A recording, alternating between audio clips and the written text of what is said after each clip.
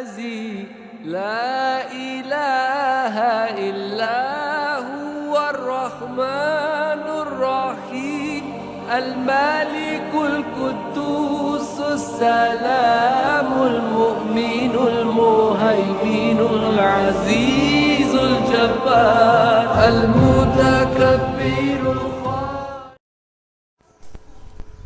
بسم اللہ الرحمن الرحیم۔ ناظرین کرام، السلام علیکم ورحمۃ اللہ وبرکاتہ۔ رمضان مبارک 2020 تقریباً مکمل ہونے کو ہے۔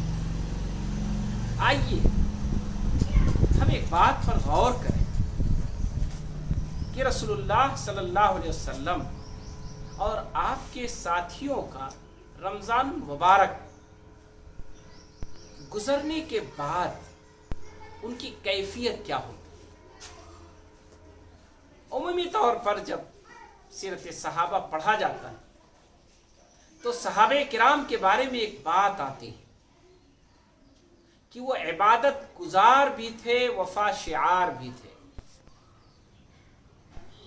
رہبانا باللیل و فرسانا بالنہار۔ عبادت گزار ہونا یہ ان کی زندگی کی ایک پہچان تھی، لیکن صرف عبادت گزار ہونا یہ ان کی توہین تھی۔ آج رمضان المبارک میں آئیے، وہ لوگ جو روزے رکھتے ہیں، وہ لوگ جو سحری اور افطار کا اہتمام کرتے ہیں، قیام اللیل اور نمازوں اور نوافل اور قرآن کی تلاوت کا اہتمام کرتے ہیں، ان کی زندگی میں وفا شعاری آنی چاہیے۔ ہماری اور آپ کی زندگی میں عبادت کے ساتھ ساتھ ہماری زندگی کے دو اور خانے بھی تربیت پانے چاہیے، پاکیزہ ہو جانے چاہیے۔ انسانی زندگی 3 خانوں میں منقسم ہے۔ انسان عبادت کرتا ہے، عبادات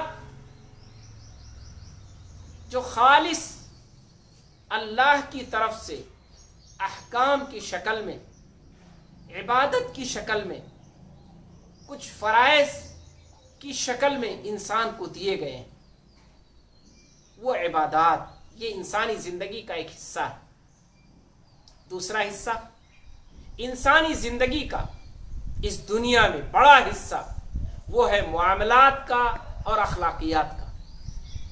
تو انسانی زندگی اگر ان 3 خانوں میں بٹی ہوئی ہے، حالانکہ معاملات اچھے ہوں گے تو وہ بھی عبادت مانے جائیں گے، اخلاقیات اچھے ہوں گے تو وہ بھی عبادت شمار کیے جائیں گے، لیکن جو عبادتیں متعین ہیں ان سے ہٹ کر جو انسان اپنی ضرورت کی بنیاد پر اور اپنے رویے کی بنیاد پر کرتا ہے، وہ جب تک عبادت نہ بن جائے انہیں عبادت نہیں کہا جاتا ہے۔ اسی لیے میں نے کوشش کی ہے کہ آپ کے سامنے 2 لفظ استعمال کریں کہ عبادت گزار بھی بنیے، وفا شعار بھی بنیے۔ عبادت میں بھی پختہ بنیے اور وفاداری میں بھی پختہ بنیے۔ اس رمضان سے عبادت بھی اچھی کر لیجئے اور اپنی وفا کی تقدیر کو بھی بہتر بنا لیجئے۔ وفا کیا ہے؟ وفاداری کیا ہے؟ اپنے معاملات کو اچھے کر لینا، اپنے معاملات میں خدا کو یاد رکھنا، اپنے معاملات میں رسول اللہ صلی اللہ علیہ وسلم کی شریعت کا پاس و لحاظ کرنا، اپنے معاملات میں انسانوں کی انسانیت کو یاد رکھنا، یہ آپ کی وفا شعاری ہے۔ اور اپنے اخلاق کو بہتر بنا لینا، اپنے اخلاق کو اچھا کر لینا، اپنے اخلاق سے ان ساری چیزوں کو نکال دینا جو آپ کے اخلاق کو خراب کرتی ہیں، بدمزہ بنا دیتی ہیں،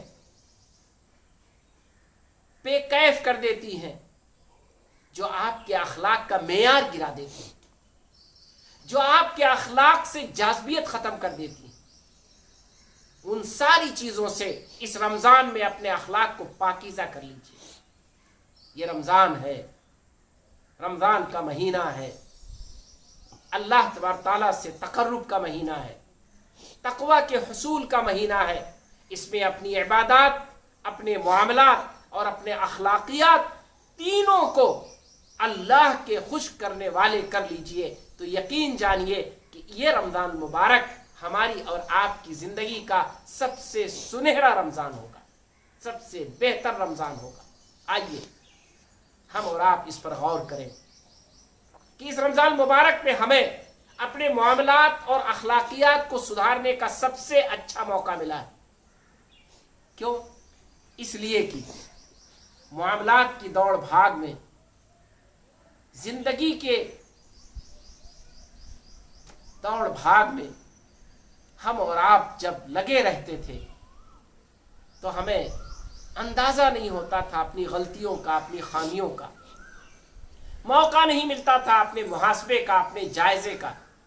आज इस रमज़ान मुबारक में जिसमें हम अपने घरों पर हैं, मामलात हमारे रुक से गए हैं, अखलाकियात का कम मौका मिल रहा है, उसके इजहार का मौका कम है। कितना अच्छा मौका है कि हम ज़रा अपने आप को संभाल लें, अपना जायज़ा ले लें कि हम मामलात और अखलाक में किस मेयार पर हैं। एक ग्रेड दें, नंबरिंग करें, हमारी इबादत किस ग्रेड की है और हमारे मामलात किस ग्रेड के हैं और हमारी अखलाकियात किस ग्रेड की। अगर तीनों का ग्रेड बेहतर है, हो सकता है 2-4% ऊपर नीचे हो, ख़ास तौर पर अखलाकियात और मामलात में तो अप डाउन लगा ही रहता है। लेकिन अगर ऐसा हुआ कि हमारी इबादत तो बहुत ऊपर है और हमारी अखलाकियात बहुत नीचे हैं, या हमारे मामलात बड़े ख़राब हैं, उसका ग्रेड कुछ भी नहीं है, वो बहुत घटिया और बहुत कमतर है, तो इबादत जो ऊंचे हमारे गए हैं वो अल्लाह के मीज़ान में नीचे हो जाएंगे, वो अल्लाह के यहाँ कमज़ोर पड़ जाएंगे, वो अल्लाह तबारक ताला के यहाँ बेमाना होकर रह जाएंगे। तो रमज़ान मुबारक के इस महीने में हम अपने आप को अल्लाह का इबादत गुजार बंदा भी बनाएं और अल्लाह का वफा शिआर बंदा भी बनाएं। अल्लाह के साथ भी हमारे मामलात अच्छे हों और अल्लाह के बंदों के साथ भी हमारे मामलात आइंदा अच्छे हों। अल्लाह तबारक ताला को भी याद रखें और अल्लाह के अहकाम को, अल्लाह की शरीयत को, अल्लाह के दिए हुए कानून को, अल्लाह की दी हुई तहजीब और सकाफत को, वो भी हम अपनी ज़िंदगी में शामिल कर ले। इंशाअल्लाह ये रमज़ान हमारा बेहतर रमज़ान गुजरेगा और ये रमज़ान हमारा सबसे अच्छा रमज़ान।